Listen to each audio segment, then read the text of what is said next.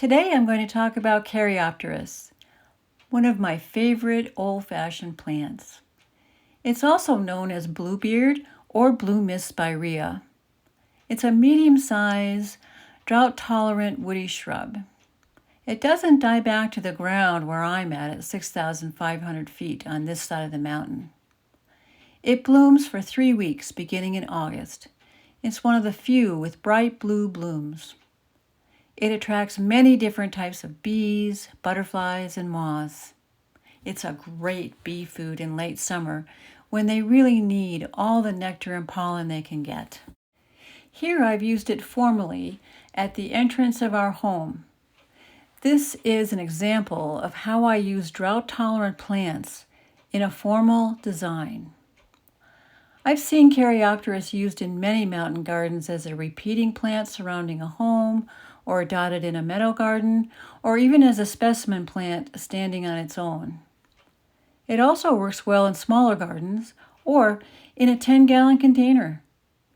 Yellow Dahlberg daisy would be a beautiful surround in a container with Caryopteris.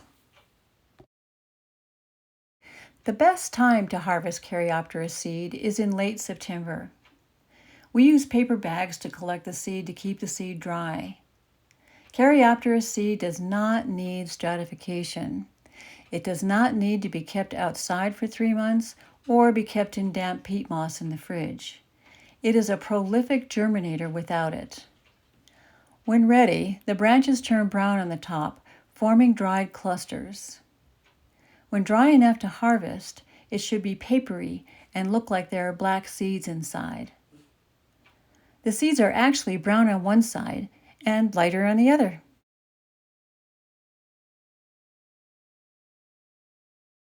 Ricky is collecting seed from a Caryopteris grown as a vegetative cutting called sapphire surf.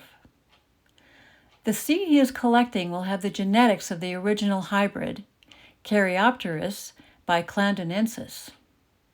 It will also have the breeding genetics of the Caryopteris developed for the variety sapphire surf.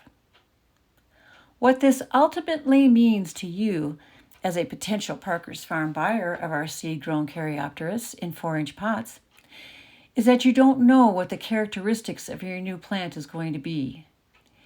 It will definitely be a Caryopteris, but it might be a different shade of blue. If you want the exact same type of Caryopteris as I have along the walk, you have to get the name variety called sapphire surf. The choice is up to you.